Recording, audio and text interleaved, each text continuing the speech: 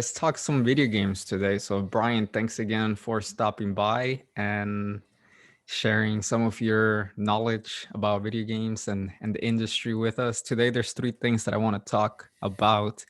First is starting to build a PC, and I've always been interested in getting some more knowledge in regard to this topic because I've always wanted to build one, but I haven't. So I know you have, and I think it'd be interesting to have a little bit of a rolling segment on the all the components, all of the different things that somebody needs to think about when they're building a PC, because there's different reasons why you would build one. Right? We talked about earlier.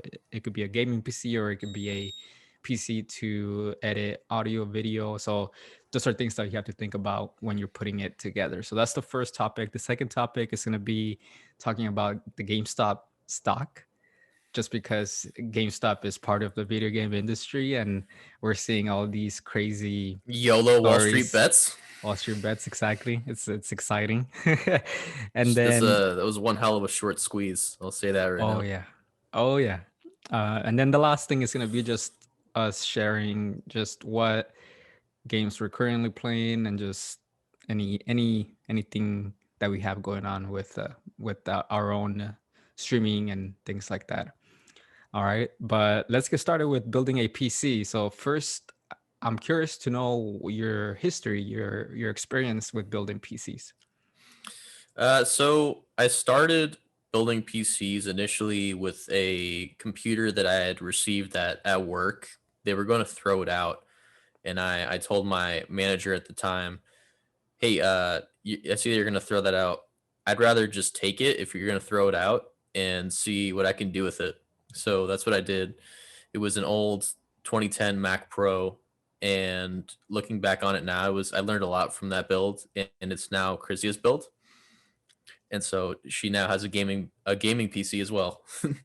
Yeah. uh, I turned that into a Hackintosh because it was a Mac computer, so I essentially put Boot Camp on there, and I had to do a little bit of a workaround because it's like 10 years old at this point, and it's like not like it can run Windows fine, but because Apple like proprietarily puts Mac OS, like you can put Windows on any computer, but Mac they usually tie it to their hardware as well. So yeah, you got to work around that. So yeah, that was my first build. That was a lot of fun. I ended up buying a bunch of stuff for it. I modded the power supply to put a more powerful graphics card in there, so I could play better games or games at a higher quality, like 2K, 3K, 4K. And I also got the top of the line processor for that 2010 machine, and I got some USB cards because I needed more USB ports for external drives from my job because that computer only has USB 2.0 ports, which are very slow for nowadays because we're now in the age of solid state drives and at M.2 drives, which are just like crazy fast drives. Those are the kind of drives that enable you to have like no loading screens when you're playing video games. So Okay. yeah, I learned a lot from that build. Moving on from that, that's when I started with a fresh build. And so before I, you know, got the build, because when you get a build, especially when you're not getting a pre-build, you can go the pre-build route, which is you buy the PC with all the parts, they send it to you, and you can turn it on, and you don't build it. You're done. You just have someone else build it for you. There are caveats to that. Usually, there's not that much customization to it, and it turns out to be more expensive than had you built the computer yourself. Like I was looking at a one computer that would have turned out to be like $2,000, but if building it myself, it would be like half the price. Yeah. So I took the graphics card from my older builds, the Mac Pro builds, It's a Radeon 7, and I put it into this new one because I knew that the Radeon 7 would be great for video editing. And so I went into this build knowing that I wanted a computer that was great for gaming, but that I could use for work, that I could use for video editing, for animation, for the Adobe suite. So, Premiere Pro, After Effects, Pro Tools for music and audio editing. Um, so yeah, I came at it at that angle. So I was like, okay, so I decided on an Intel 9900K. That was the central processing unit, or the CPU. It's one of the most vital parts of any computer is the CPU. Yeah. And so I got that because originally it was like $600, but since AMD has been really been doing well in terms of competing against Intel, and because Apple recently switched to their new M1 chips, the Intel chip was discounted like half price, so it was like Wow. $300. Yeah. So I went with that, and then I thought to myself, okay, so what case do I want for this? I went with like a TD500 from Cooler Master. It has like 3 fans in the front, RGB, a little bit of swag for the front. And then I got it has like a tempered glass side so that you can view your internals.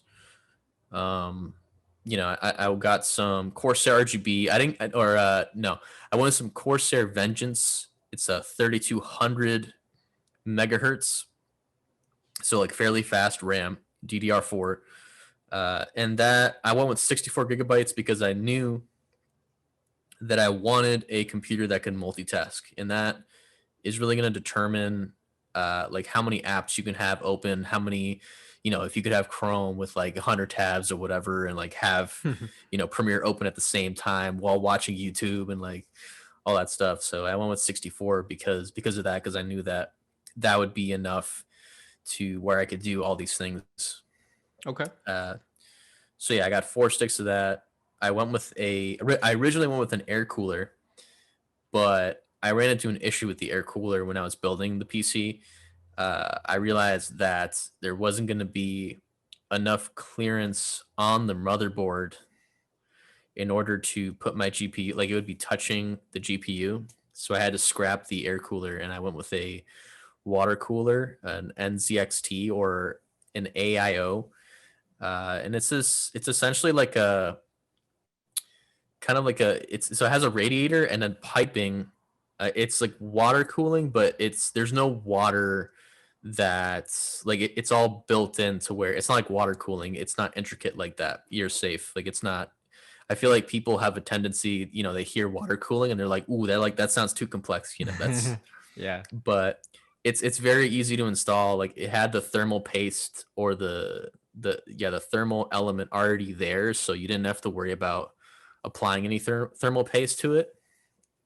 So you mount it on the CPU, screw it in, and you just make sure that the piping, the most important part about the AIO is to make sure that the piping, the best placement is it's going to like the top of the casing of, but I couldn't do that because my case it didn't allow me to do that. So the second best option is to mount it in the front with the pipes like downward. And then the other frame of reference for that is you want to have the CPU lower, like the pump. You want to have the pump lower than the radiator, and that's a pretty important tip because Jay's 2 cents does a really good video on it, and there's another YouTuber that explains it pretty well. But essentially, if you don't mount it correctly, it can break after a year or two. And if you do mount it correctly, it could last for 6 to 10 years. Interesting. Yeah. And if you don't mount it correctly, it can make more noise potentially. Okay. So yeah, I did that. The motherboard I went with, this was a very specific part of my build. So I went with the Z390 Designieri.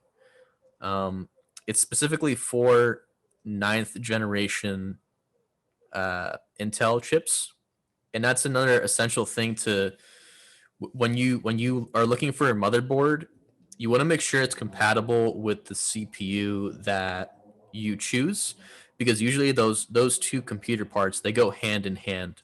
Okay. So you want to make sure that those are compatible.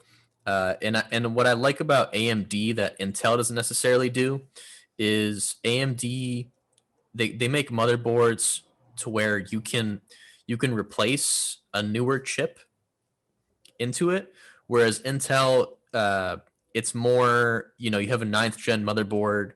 When you upgrade your CPU, you also have to upgrade your motherboard, so it costs a little bit more when you do finally have to upgrade. What is boot camp? You mentioned boot camp earlier.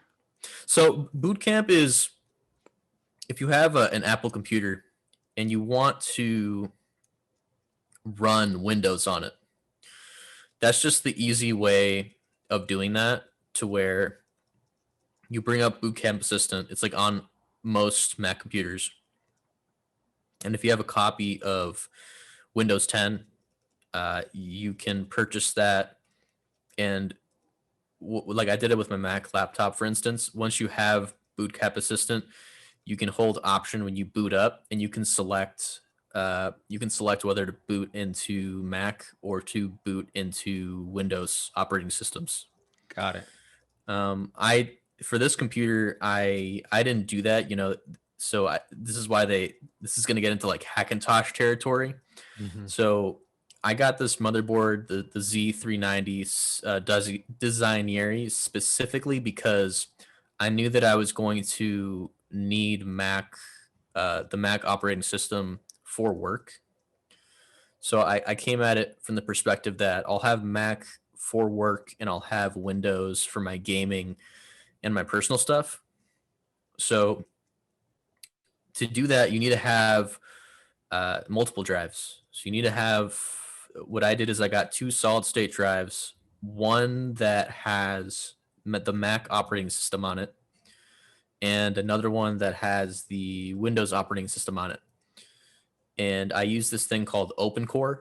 OpenCore is a way of, when you boot up your motherboard initially into the BIOS, when you boot up your computer, uh, and you have OpenCore, it'll ask you, do you want to boot into the Mac drive or do you want to boot into the Windows drive? And you select which one you would want to boot into, and then it'll run that operating system. Uh, and it's that's another thing too, is once you get into the storage factor, I highly recommend you either get a solid state or a I got two M.2 drives, and I have both operating systems running on two separate M.2 drives. And that's going to determine how fast, like if you start a Premiere, for instance, how fast that's going to boot up.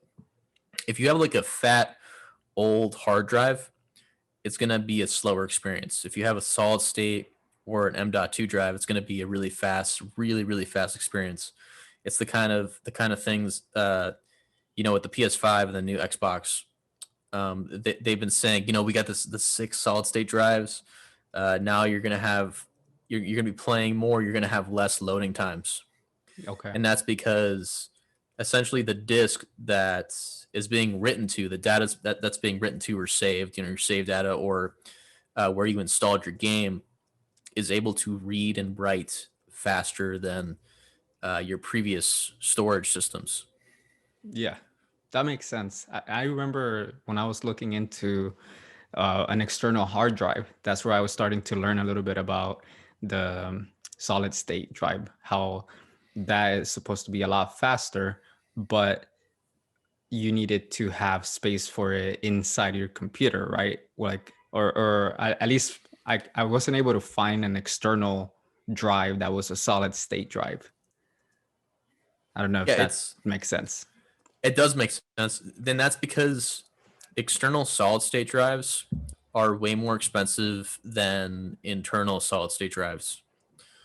Uh, I remember when solid state drives initially came out. This is back when I was in school, like back in college in like 2013, and like I think it was something like 256 gigabytes or half a terabyte was like $1,000 to get a drive. But thankfully, things have become cheaper and more affordable to where I can get a solid state drive for like 200, 100, depending on how much storage is on it. So, and another thing that I thought about was that a lot of the files that I have on my computer, I don't really use them on a day-to-day basis. So what I did was, instead of getting an external hard drive, is I just went with Dropbox and I paid for the membership. So now I have 2 terabytes with them, and so I keep a lot of the files that I use day to day. Like, for example, when I'm post editing a podcast, I like to save the template from the previous podcast so that I could make it easier to use the same intros, outros, same things, as I did in the previous episode, so I don't have to redo everything, right? So I have that same template, so I want to make sure that I have that in the computer. But once I'm done with that template from the previous episode for the new episode, now this new episode is going to have a new template. So that previous episode, I can transfer all those files into Dropbox. So now it's in the cloud, it's out of my computer, and then I have more space. So that's kind of the route that I decided to take instead of buying another external hard drive. Yeah, clouds is always good. I'm it kind of sucks that because like OneDrive, for instance, used to have like a free terabyte. Some of these like cloud storage systems, they used to offer like free storage, and now they don't. Mm-hmm. Uh, Yeah. I think it's I think like Google Drive is a really nice like for instance, I pay for the 200 gigabyte model a month, Mhm. and that's like $3. So it's Okay. like you know it's a drive that you can, if you need to share files really easily, really fast, like from your phone or from anywhere, you can easily just be able to pull up your phone, any device, and share it with somebody. Yeah. Versus like having to carry an external drive with you everywhere. Exactly. Yeah, or a little USB one. Yeah, like a flash drive or something. The flash drive, yeah. Okay, so that's interesting. And right now, when you were mentioning trying to do the air cooled fan as opposed to the water cooled fan, it made me think of my van. So I have a 1986 Volkswagen van, and it's water cooled. And because of that, there's pros and cons to it, right? And one of the cons of it is that the radiators in the front and the engine and coolant and everything is in the back. So in order for that whole system to work, there has to be piping around the edges of the van that goes from the radiator, from the fender on the left to the fender in the back to the engine, and then it just goes in a circle. So because of that giant web of pipes that it has, it creates cooling in the coolant, just because of how far it has to go to get to that radiator. But also it also causes more problems with the piping, because there's so many pipes that when there's connections and pivots, it causes a lot more corrosion if you don't take care of that coolant. So it's interesting. It just made me think about that, and I just learned that a year ago when I was taking care of those issues with the van. But with you kind of talking about like the positioning of where you put the where you set up the pump and where you're setting up the pipes and how they have to be at an angle, like all of that, to me, I kind of think of like gravity, right? Like you're letting gravity do its work so that it can last longer. And if you make it work harder by having it in weird angles or not in the most effective angles, then that's when you make it work harder, and then that's when it only lasts a year compared to like 5 or 6 years, right? Yeah, and the AIO cooler, like it won't, if it fails, it won't necessarily damage the CPU itself. it'll just stop working more efficiently, and it'll tell you that your CPU is hotter over time. So it'll become more obvious that, oh, like I need to replace my CPU cooler. Is what's the noise with the water cooled compared to the air cooled? So the noise is because depending on the position, air bubbles can become trapped in the radiator depending on your positioning. So you might get a lot of like swishing or swashing if you don't position it accordingly. Okay. And yeah, it's I use the NZXT, the Kraken system. That's what I've been using. And yeah, I went with that. I got it I was so frustrated because I realized when I put in the air cooler, because I had already put thermal paste on my CPU and I'd placed it. So I was like, oh well, this sucks. So I had to unscrew it, take it off, and then I had to wipe down the CPU, gently with gradually with some paper towel and some rubbing alcohol, preferably 90% rubbing alcohol. And so just cleaning it off and prepping it for the AIO, the water cooler. And I was like, screw it. I'm just gonna order this now, pick it up tomorrow because I don't want to wait another week to fix to like build my PC out. I just wanted to use it already. So I did that. Um, moving on from that, the most essential thing that you can get for your PC is, especially when it comes to gaming, is the graphics card or the GPU. Yeah. I have a Radeon 7. It has 16 gigabytes of VRAM. I got it specifically because I knew it's a great workhorse for video editing, for animation, uh, and going back to video editing, specifically for 4K video editing. And it's a beast, paired with the right CPU. And I've been working from home, and I found that after the build was said and done, that I've been rendering and using Premiere and doing 4K edits, and it's much faster and way more powerful than the computer I use at work. Okay. So it's that's a thing to keep in mind, and you can always, before you get a computer, you can look at benchmarks online of people who've done it already to see like where you want your computer to fall under.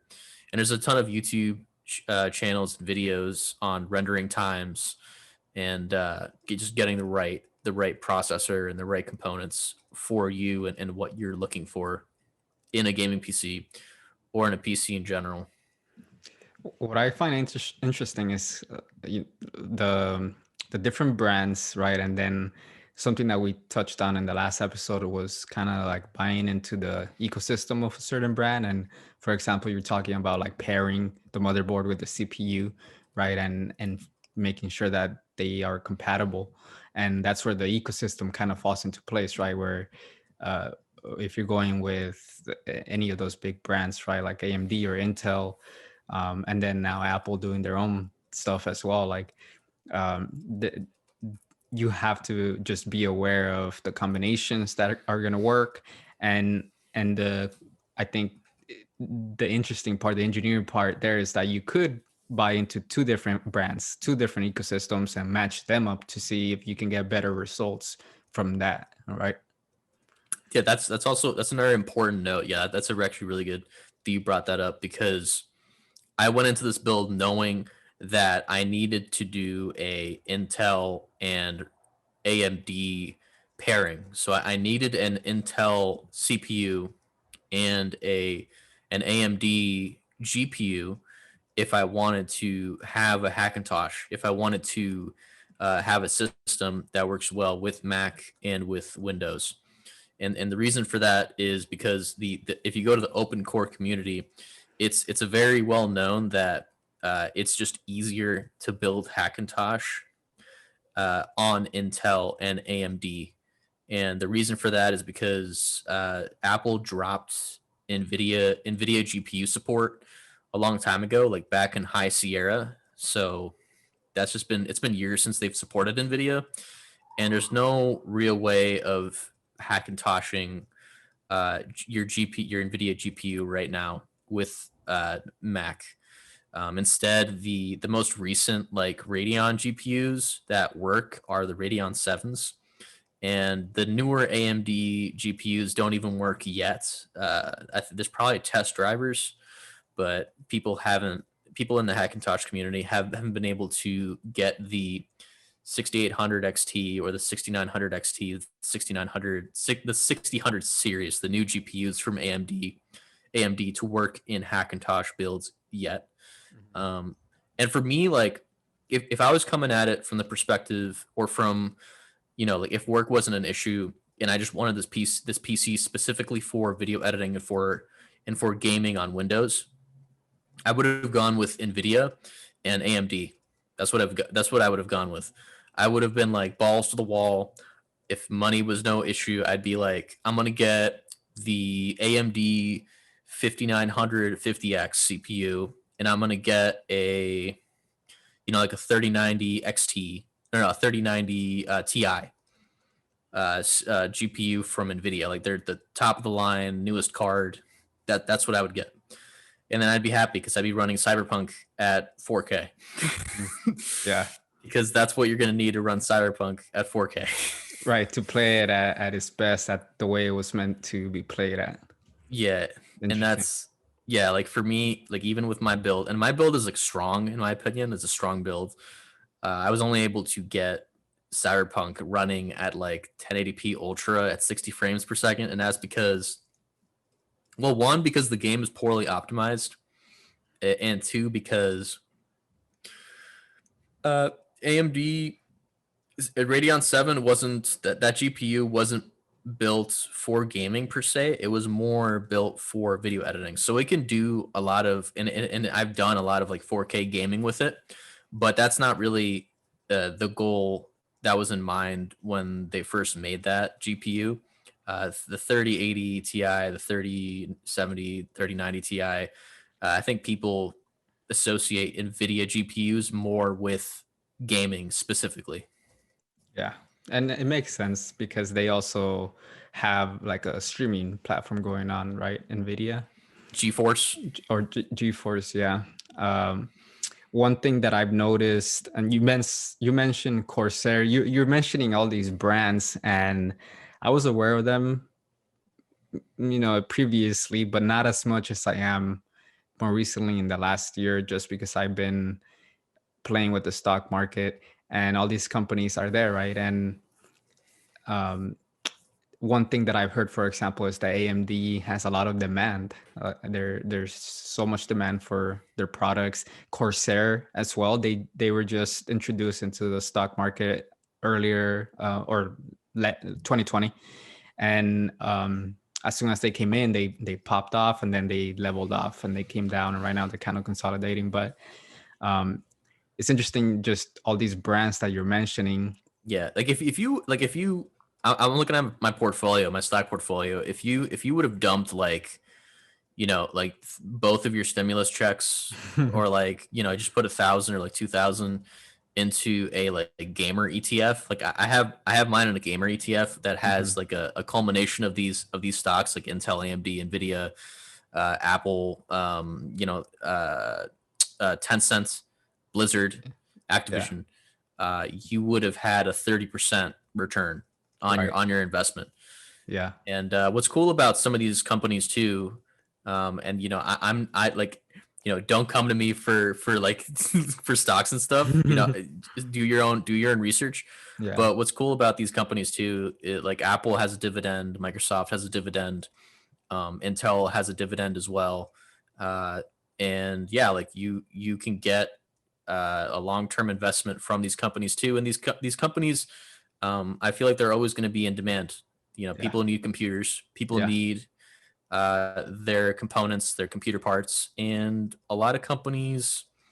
There's not that many companies. Like you typically go to the same people. You typically go to Intel or AMD for your chips. Maybe Apple, because now they're doing the M1 chips. Your operating software, usually Windows. Like Windows for gaming. Yeah. You're gonna buy Apple products. Peripherals. That's where Corsair and Logitech come into play. Yeah, and for RAM components, and they do coolers, and they Hmm. have a lot of they have a lot of stake in multiple parts in your build. Yeah.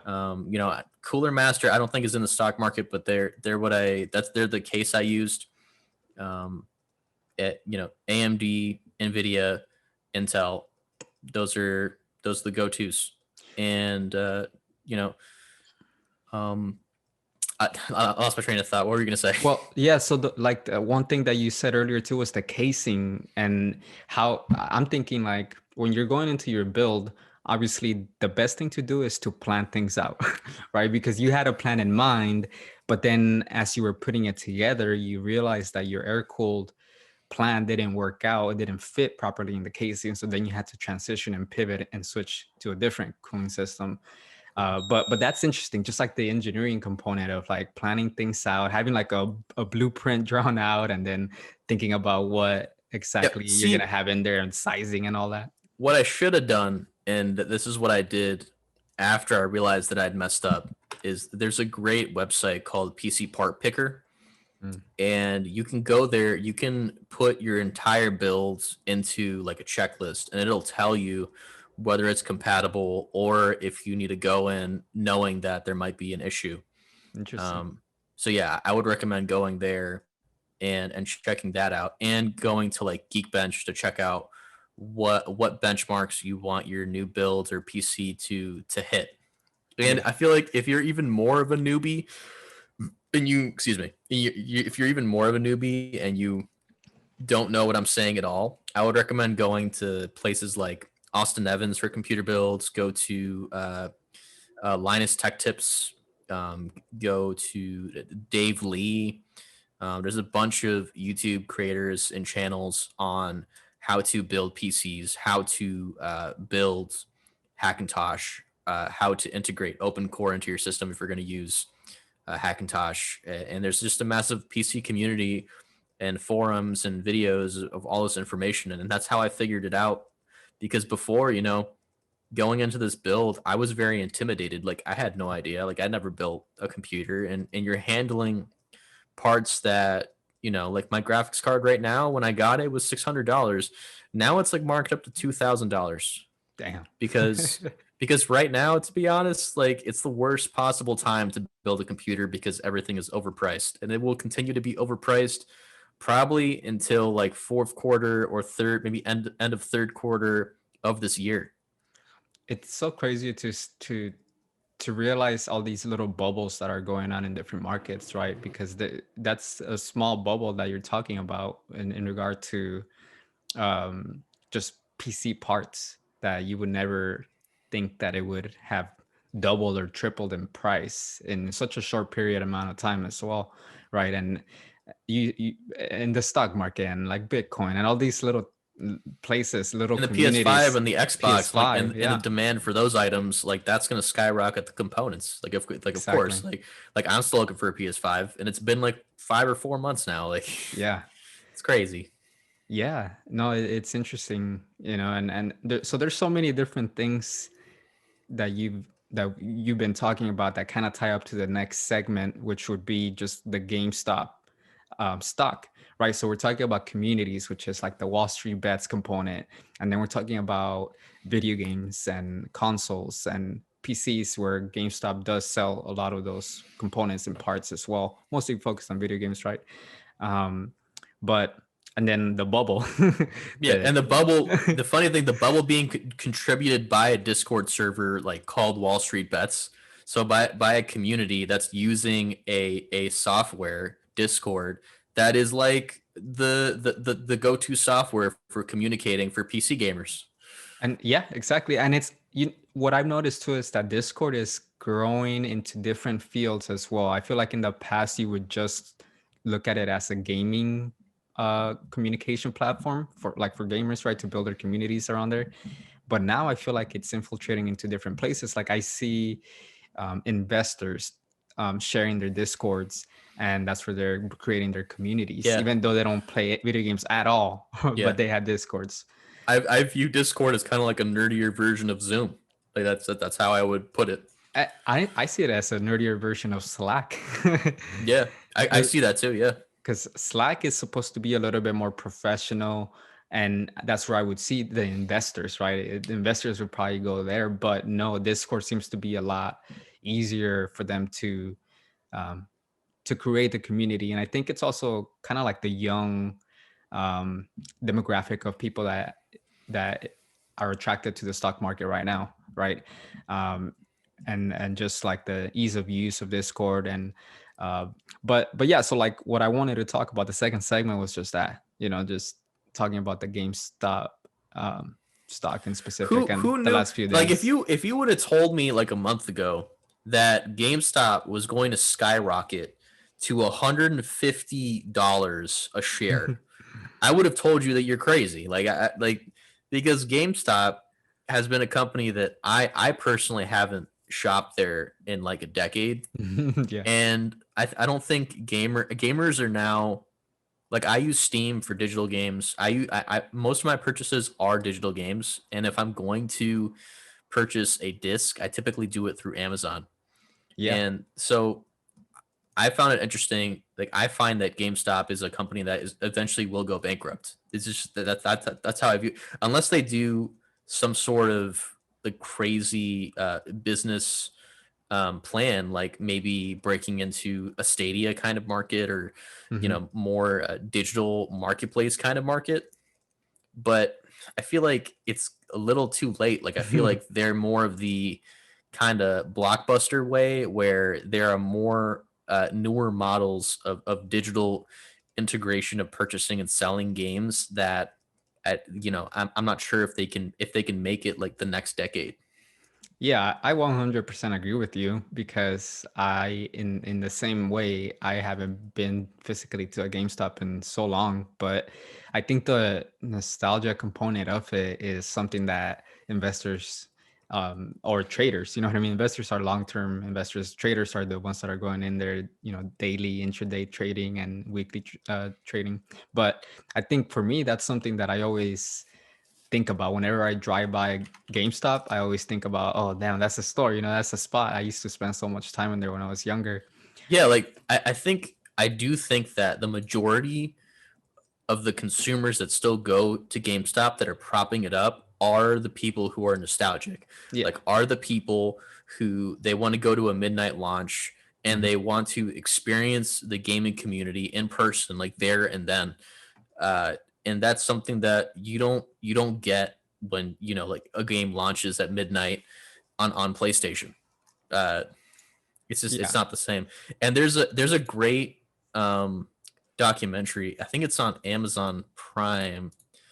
It I have to find the name of it, but there's a bunch of like IGN and indie indie uh, video game stores where they still sell games, and they're talking about how as newer generations integrate more into digital libraries, there's going to be less and less gaming stores.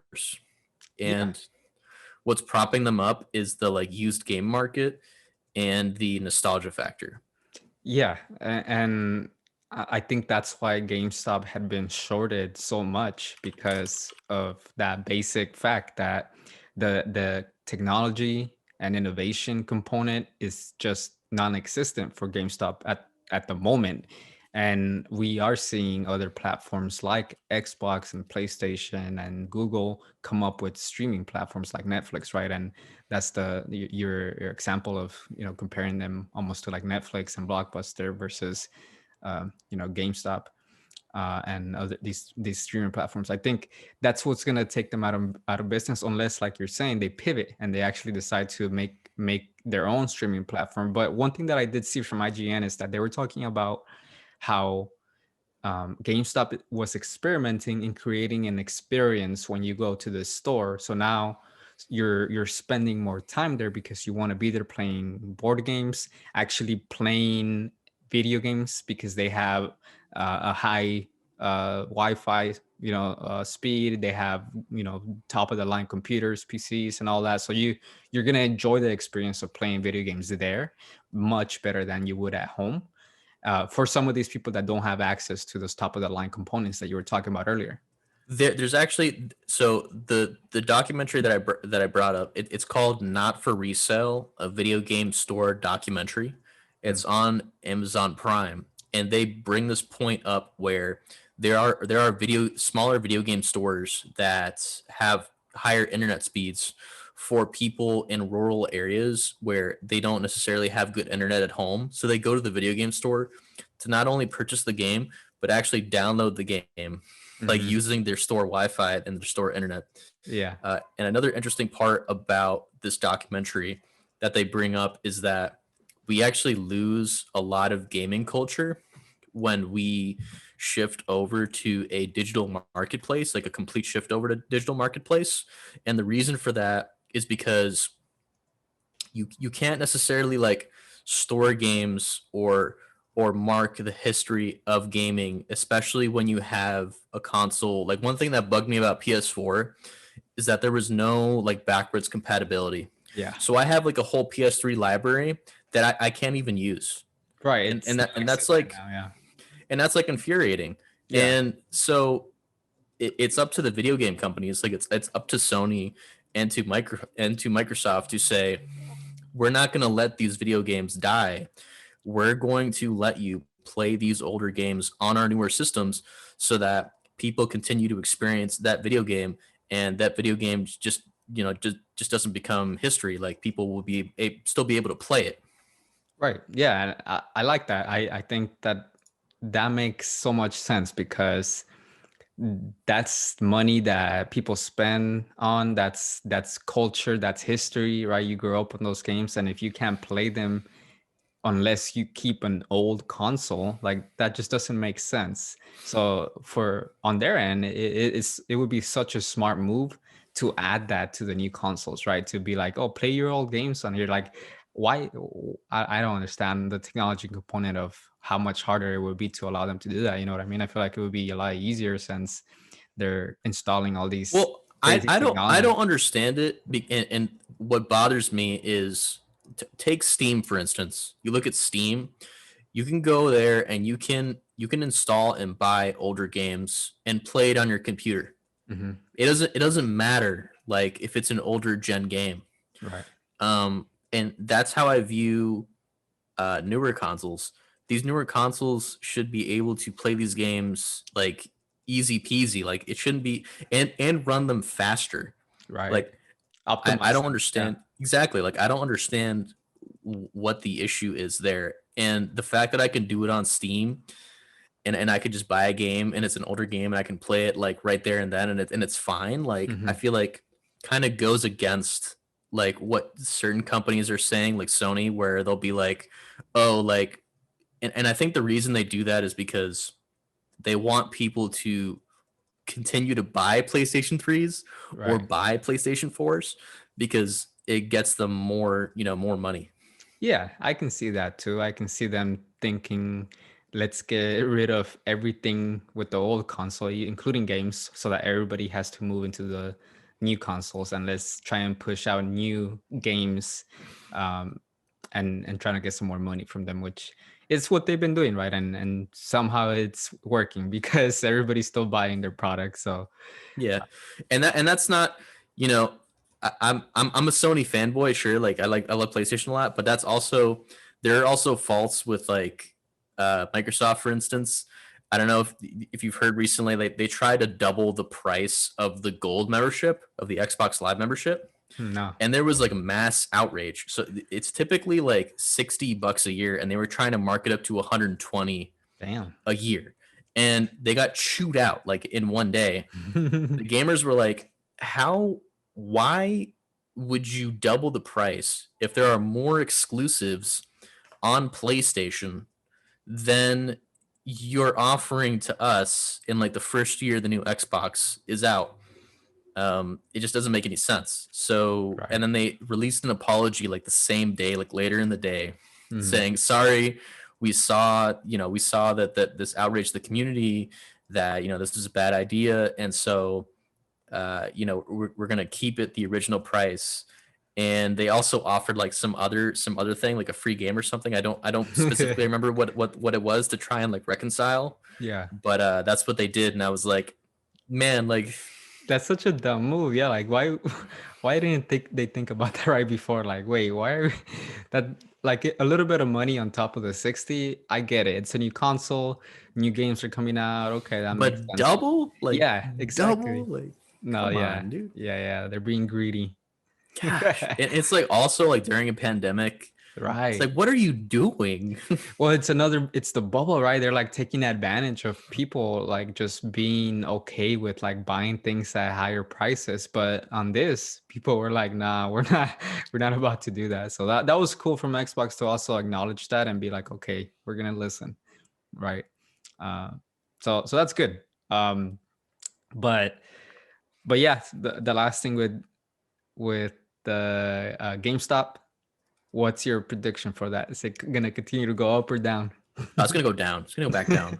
Man, that's crazy. It GameStop is not valued at 150 per share. That's Yeah. way overvalued. Like, Yeah. no. I mean, I checked the stock today, and when I checked it like an hour ago, it was back at $75. Right. Getting Yeah. dropped to half. It dropped half. Yeah, it was up to 158. I think that was the highest it reached today. But it was insane to see just the amount of volume and buyers that were into it. So I think for me, one thing that this is my first time experiencing something like this, uh, short seller squeeze, right? Um, just the fact that retail investors can have the power in a sense if they all decide to come together and kind of pump something, they can do it. You know what I mean? And I feel like a lot of the times um retail investors, like regular people, feel like they don't have power when it comes to like the stock market or just something like that. I feel like you feel like hedge funds and institutions are usually the ones that are pumping and dumping, and they're taking advantage of normal people, retail investors. So I was kind of happy to see that this time the tables turned. And I think not I wasn't the only one, right? A lot of people are noticing this, and even institutions are now trying to retaliate and trying to get the SEC involved so that they can make changes to Wall Street bets. Yeah, it's kind of scary because, like, I mean, there's no one stopping you from taking like a massive group of, let's say, like 100,000 people and just like buying one stock, Hmm. like 1,000 in one stock, and then just like skyrocketing that stock and then selling. Like Yeah. it, in that's the interesting thing about Wall Street bets and those kinds of groups and forums. Uh, it just makes it volatile and it makes for funny stories and memes because you know I feel bad for anyone who was shorting GameStop before that massive $150 spike. Like Yeah. that's is someone got screwed royally. But that's the thing, right? Like I agree with you. I feel bad for that as well. But a lot of the times what happens is that general investors get the fear of missing out on buying a certain stock, let's say a bigger stock like Apple, Tesla, Microsoft, and so they buy at the top. And what happens, institutions sell, and then general investors get caught at the top, and they get caught holding the bag, and they lose their money, right? So now the tables turn, and I think that's what's interesting about this scenario. I And want to see more of that. same.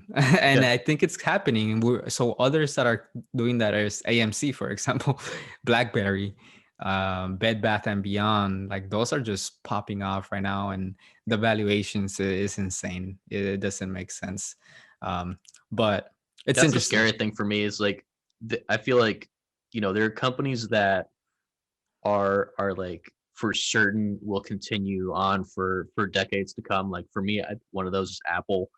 Another one is AMD. Hmm. Intel, I hope will continue to come back and be competitive. Hmm. Tesla for sure. I feel like, but it's up to the investor to do their own research and to Yeah. see like, oh, like you know GameStop had a history of in the past something years being priced way lower because they were struggling, Hmm. or some company like Macy's or Sears that went bankrupt, or Toys R Us when it went bankrupt. Yeah. Yeah, it's important, right? And that's one of the issues with new investors that are coming into the market with their stimulus checks, throwing it in there, and just kind of randomly picking stocks or finding something like the YOLOs from Wall Street Bets and losing their money. But I think you do need to be smart, right? You need to go into it um, and try to educate yourself, because there's so much free education on online, so you can learn how to evaluate a certain stock, and then how to properly invest and how to properly manage your risk. So there's a smart way to do it. So I think that it's another important takeaway to take from this experience with GameStop stock, because people legit became millionaires from this experience. And I love to see that. So I wish I could have been one, but I missed that train. But some people lost millions as well, and that's just what happens, right? Some people lose, but Some people get the short end of the stick, and some people, they get the golden ticket. Exactly. Yeah, man. So the last thing, let's talk about what video games are you currently playing? So as always, Apex. Apex is my go-to Yeah, competitive team-based battle royale game. I just crush in that game. Like I just really enjoy it. I'm glad that my friends brought me onto it. Before that, I was playing Call of Duty for a long time, but I got hooked on Apex. I got hooked on it. are you playing any tournaments, or is it just online on just battle royale? Ranked and just ranked and unranked. That's what I'm doing. I'm like silver. I haven't gotten too far, but I feel like I'm above average when it comes to playing Apex. Nice. Uh, and apart from that, I was playing uh, The Walking Dead Michonne. Okay. It's a narrative based, like kind of point and click. It's a spin-off of the Walking Dead video game, which was very popular a few years back. I've been playing that on PC. Let's see what else I've been playing. I played a few matches of Among Us recently. I've been playing World War Z, which is kind of like a third person Left 4 Dead kind of squad up 4 people, like 4 player co-op, make it to the end, kill zombies, defend, horde mode, that kind of game. That's a lot of fun. Uh, and I'm kind of surprised that game was good, because I thought it would just be like a cheap knockoff of the movie, but Hmm. it's actually pretty entertaining. Okay. Um, Is there one that you're looking forward to? Resident Evil 8. Okay. I saw the preview and trailer, and I was really hyped about that game. Really hyped. I might download the demo. The demo's out. Nice. And I was a huge fan of Resident Evil 7. That game scared the heck out of me. It it was in this kind of like a spiritual calling to Silent Hills, a game that sadly didn't get made. So yeah, it was like the think Resident Evil first person. And there was a really scary experience. I recommend anybody who loves horror games try Resident Evil 7. It's really good. Okay, dope. Yeah. Let's see what else. I went back to Cyberpunk a little bit. I'm kind of waiting for them to patch it, to work out some of the bugs. I beat the game, but I want to see and come back to that game when it's more stable, Hmm. just to see what kind of experience I have the next time around. And I want to see. I picked Nomad on my first playthrough, and in Cyberpunk you can choose 3 different like character stories, either Street Kid, Nomad, or Crypto. No, not Crypto. Corpo. Corpo is kind of like a rich executive. Hmm. Street Kid is like you grew up like on the streets, and you're like no stranger to Night City. And then Nomad is you're like an outsider who came from a smaller clan or town outside of the city, and you made your way into the city. So yeah, I'm looking to try Street Kid next when it's not as buggy. Yeah. Okay. I don't know if you followed up more on the game news, but um, just just the stuff that's coming out and how they weren't ready to release it and they were pressured to, and Right. it just sucks because there are a lot of people who, including myself, who wanted that game to be really really great, and I think it can be really really great. It's just they have to work out some of the rough edges in that game. Yeah, no, it's interesting, right? And back to just expectation from people, for example, with the Xbox raising the price to being doubled, right? Like there's always things that companies do that there's consequences to it. And Cyberpunk, they felt pressured, but at the same time, there was an expectation to have a really good game, right? There was so much hype around it. And I feel like if they would have spent a little bit more time doing some quality assurance and just communicated with the fans, hey, we're working on it, but we still have glitches. We don't want to release it like this. I feel like fans would maybe understand at that point, like, okay, they're at least communicating with us, and they're giving us an update on what's going on. But obviously it backfired on them for throwing it out too early. Yeah, and it is what it is. I think part of it was not just the developer but the publisher, and yeah, they got to they're gonna try and work it out. They have the patch. They came out with the patch notes and the patch dates that are coming up, and they also released their calendar for DLC later in 2022. Okay. Yeah. Well, I've been playing a lot of Warzone, mostly Rebirth Island, just because it's a lot quicker. It's only 50 players, a lot of duos, but it's pretty intense, man. It's really quick paced compared to the regular Verdansk map where it's a lot bigger, 150 players, a little bit slower. But it's been fun. I feel like I've been getting a little bit better at my movement just because it's a lot quicker, and getting defensive as much as I can. But it's been fun playing. I've been playing on Tuesday nights with Sam from Supe. So we both just been going live on Twitch and sharing that experience. And we're thinking about trying a tournament. We're not good at all, but just to be part of that and just to experience being, just having that pressure from trying to do good, from trying to get a lot of kills and trying to get, Yeah. first place and all that. So add a little bit of pressure to us. Yeah, I think I want to get back into Warzone eventually. I kind of stepped away from Cold War because that game is just very unbalanced in comparison to the Modern Warfare series or the Mm. Modern Warfare game. I feel like I was just getting killed with one or two specific guns Mm-hmm. every match, like the AUG or the M16. I heard they nerfed those guns, but like every match was literally that gun, me getting Yeah. killed by that gun every Yeah. time. Well, it's interesting, right? Because it happens all the time. Every time they drop a new season, there's a new meta, right? And then everybody starts hunting. What's the new meta? What guns are the best guns? And then once they find it, then it's like, okay, what attachments do we use?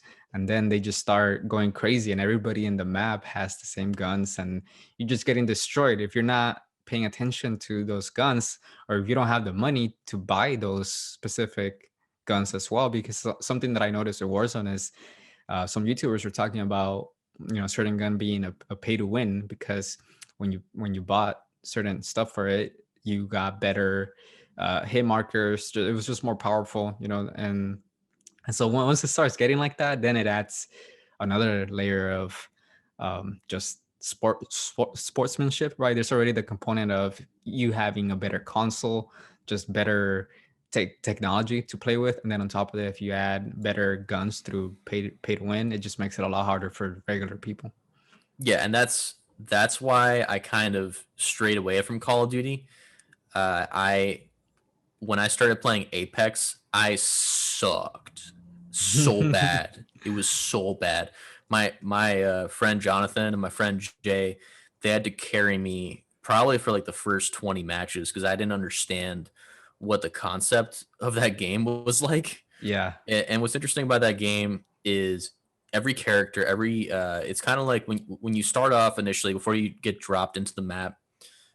You have like a selection of 12 characters, and each character kind of like a fighting game, Hmm. and each character has their own set of skills or set of abilities, and depending on your team chemistry, that can be a game changer in Yeah. engagements. And I find I play as Bloodhound a lot. Think of it as kind of like a mobile UAV. Uh, Okay. so so I can hit a scan like every 20 seconds that'll tell us where the enemies are Yeah, that's in pretty the cool. area. And there's also like a rage mode that'll make the angle wider and it'll turn enemies red. That's a special ability, Huh. and so you have a tactical advantage in engagements. But then there's other characters like Bangalore, for instance. They have counters to those kinds of abilities where they can pop smoke, and Hmm. then you can't see them. Uh, or I'll play as like Caustic. Caustic is like a slower character, but he puts down traps, gas traps. If you get hit by one of those traps, you slow down and your vision blurs. Hmm. So if you get hit by them and you're in a enclosed room, like I have the advantage over you. Right. And yeah, like that game's very strategic in that kind of way. And the aiming and the gameplay is very different from Call of Duty. No drop shots. You know, you can only crouch and stand. Yeah. And there are certain special drops in that game, care packages that only come in end game that give you special weapons that can one shot people. Like I love when I get the Kraber. The Kraber is like this 50 caliber sniper rifle. If you shoot someone in the head, they're like killed, done. Yeah. Yeah. That's interesting. I like that the component of having different characters that have different skills, because that adds, like you said, a different strategic component to it. And in Warzone, you don't really have that. You just have different guns and different loadouts, right? For the most part, you can change the skins, but they're all kind of working the same. There are just so many times. Like I find that in Apex, I have more times where I'm like, okay, that squad, whatever they just did was better than what our plan was, Mm, and I accept that. Like, oh, I messed up. We yeah. messed up. This is where we messed up. And that's that kind of game where you always want to be on comms. Same thing in Warzone. You don't want to be on comms, but there's a lot of times where I die and I'm like, that didn't make sense. Or like, how did I had the advantage there? Like, how did that happen? The weirdest thing happened to us the other day. We were in a certain building and somebody was shooting at us from the basement, but you can see their guns sticking out. So they were straight up hacking. They figured out a way to go under the building and they can just see who was on top. And that's Um, another thing too. Yeah, about Warzone. I don't know if Apex has this, but I've also seen issues where Warzone they need to integrate an anti cheat. yeah, Like there are games like Valorant where before you start up, they install an anti cheat on your system so that if they detect that you're cheating, like you're gonna get permabanned, you're gonna get suspended from the game, and they need to integrate that to make it a better experience for everybody who's yeah. playing the game. Because me personally, you know, like after work, I don't want to have to deal with hackers It's like a bad ruining my feeling, man. experience. You It's know, horrible. Yeah, because we're doing so good, and there was like 8 people left, and we get to the certain house, and we're like, all right, there's nobody here. We clear the house. All of a sudden, you just see a gun sticking out, and they start shooting at us, and we're like, what the hell? it's like Where did they come from? you can't control that. Like, come Yeah, on. there's nothing we can do. So that was something interesting that happened, but That's going to be interesting, you know, further down the line as more games integrate crossplay and more PC players play with console players. mhm. There's going to have to be more anti-cheat integration. Yeah, yeah, I agree. Yeah, because that's gonna ruin the game, and there's already been so many complaints about hackers on Warzone that they need to figure that out. Yeah. But that's pretty much it, man. I think I'm good with the questions that I had. Cool. Yeah, just talk again. Just let me know what if you want to podcast again. Yeah, definitely, man. Thank you. I appreciate you stopping by again, Brian. And everybody check him out on Apex, tearing it up. You What know it. What was your gamer tag again? Diosmio123. You can find my ad on Instagram, Diosmio123 underscore one, or sorry, Diosmio underscore 123. And then, yeah, Twitch is Diosmio123. Awesome. Cool, man. Well, thank you for your feedback. Thank you for your stories. Thank you for sharing your PC. And like I said, I do want to continue with the PC build. And next time we can get a little bit more specific into different brands and things like that. Yeah, that sounds good. Cool. Awesome, man. Well, take care. Enjoy the rest of your night. All right, everyone. I'm gonna play some Apex. Yes. Handle it. All right, night. Peace.